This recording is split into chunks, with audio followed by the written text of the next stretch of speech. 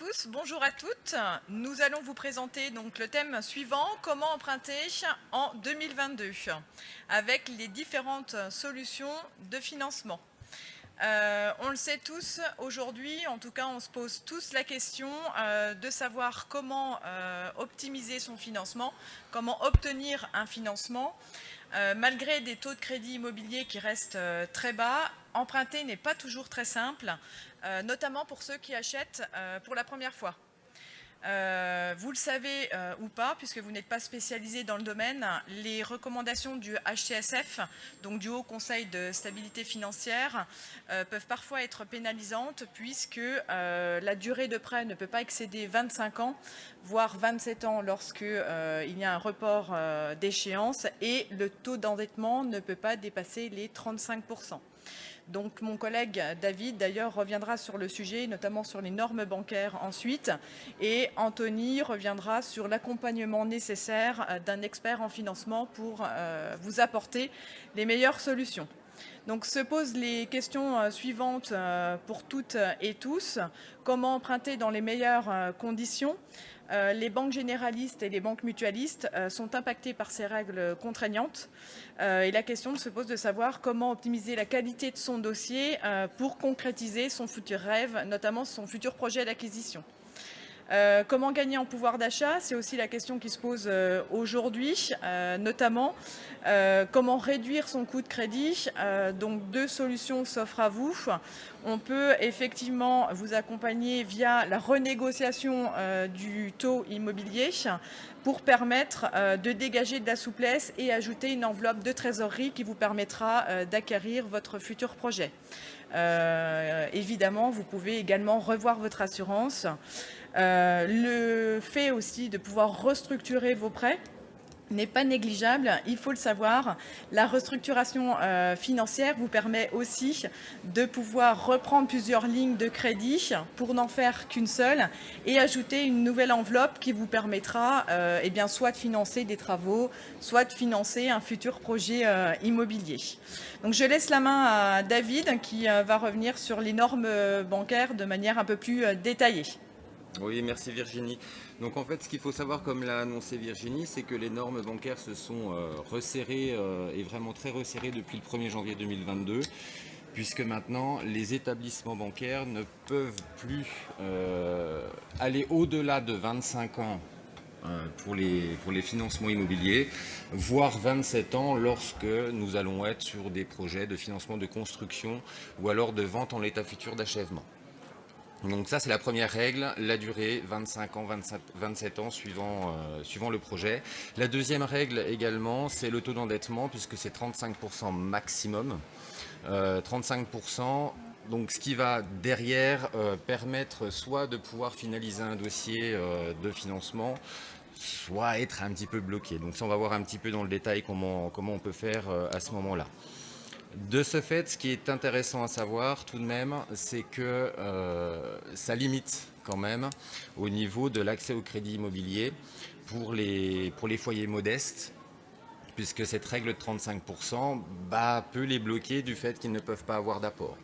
Donc il est important de savoir qu'un apport va être nécessaire sur un financement immobilier afin de respecter cette règle. Quant aux emprunteurs qui, eux, ont un peu plus de revenus confortables, nous allons dire cela comme ça, ils pourront légèrement dépasser les 35%, mais on va rester quand même très très strict sur cette histoire de 35%, même s'ils ont un revenu, un reste à vivre après financement qui va être confortable. Ils ne pourront pas optimiser en tout cas leur remboursement au-delà des 35%.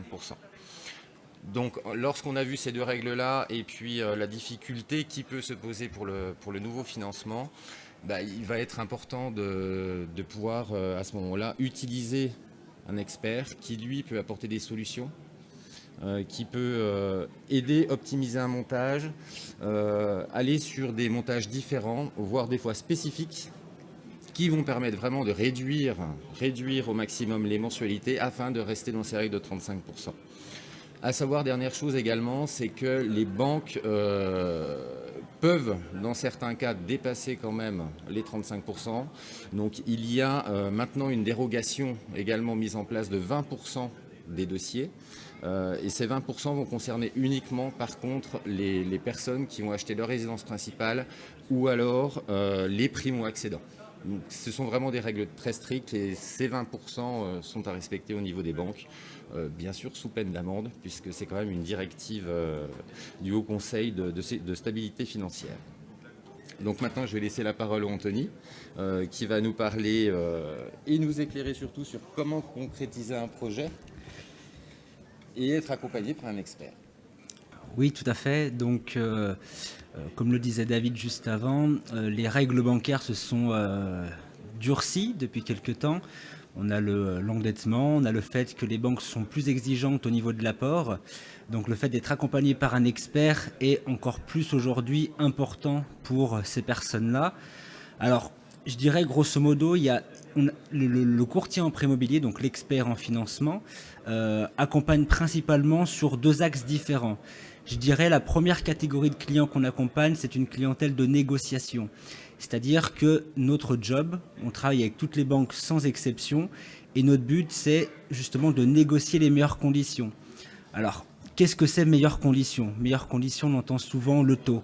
Il n'y a pas que le taux, et loin de là. C'est-à-dire qu'aujourd'hui, on se démarque nettement plus sur l'assurance que sur le taux. Donc, l'assurance est hyper importante et c'est une partie un peu négligée au niveau des emprunteurs, mais ce n'est pas du tout le cas, il ne faut pas le faire. C'est la partie sur laquelle on intervient et on se démarque le plus. Quand on dit assurance, il faut bien comparer le coût de l'assurance par rapport aux garanties. J'ai souvent des clients qui comparent uniquement le coût de l'assurance, mais ça ne veut rien dire. C'est comme si pour une assurance automobile, on comparait une assurance tout risque par rapport à une assurance autière. Il faut bien comparer les garanties qu'on a derrière. Donc la première clientèle qu'on a, c'est une clientèle de négociation. On va négocier, mettre en concurrence les banques pour optimiser le coût de financement. La deuxième catégorie de clients qu'on a, c'est une clientèle, on va dire, plutôt de recherche de solutions. Alors, quand on dit recherche de solutions, ça veut dire quoi ? Grosso modo, aujourd'hui, encore une fois, je reviens dessus, mais le durcissement des règles bancaires fait que c'est devenu plus difficile d'accéder à la propriété. On a, par notre expertise et le fait de pouvoir travailler avec toutes les banques, toutes les possibilités qui s'offrent à nous. C'est-à-dire, alors c'est plus compliqué à faire, mais on le fait encore, du sans-apport, notamment pour les primo-accédants et les jeunes travailleurs, on peut encore trouver des banques qui peuvent le faire. C'est pas toutes les banques et c'est aussi dû au fait que nous avons d'excellentes relations avec nos partenaires et on a la possibilité de justifier et de dire pourquoi est-ce que cette personne-là n'a pas d'apport à l'instant T. Donc c'est pas impossible, je dis pas que c'est facile, mais c'est pas impossible de faire ça aujourd'hui. On a également la possibilité d'intervenir sur la durée de financement. On a parfois des clients, et même ça arrive souvent, qui ont des exigences un peu contraires, c'est-à-dire qu'ils veulent d'un côté le coût de crédit le plus bas possible, en partant sur la durée la plus courte possible, mais avec des petites mensualités et sans mettre d'apport. Non, on ne peut pas faire ça. C'est-à-dire que nous, notre but, c'est aussi d'arbitrer entre les différents critères pour optimiser entre le coût de crédit, la durée de financement, si on met plus ou moins d'apport, si on part sur une durée plus ou moins longue, on joue aussi sur la flexibilité du prêt, c'est-à-dire que parfois on part sur une durée plus courte, quitte à rallonger au bout d'1 an ou 2 pour diminuer la mensualité. Ça dépend vraiment des projets des clients, ça dépend de leurs objectifs, s'ils ont la voiture à changer d'ici quelques temps, s'il y a d'autres objectifs, donc on rentre vraiment dans le détail. On ne fait pas un rendez-vous banque classique, c'est-à-dire c'est pas du one-shot, vous venez, sur 20 ans ça vous fera tant, sur 25 ans ça vous fera tant. Non, c'est pas le but. Le but c'est vraiment de regarder par rapport à la situation des clients, les projets à court, moyen ou long terme pour adapter, négocier le meilleur financement. Donc on intervient là-dessus. Un projet immobilier, c'est quelque chose de très anxiogène.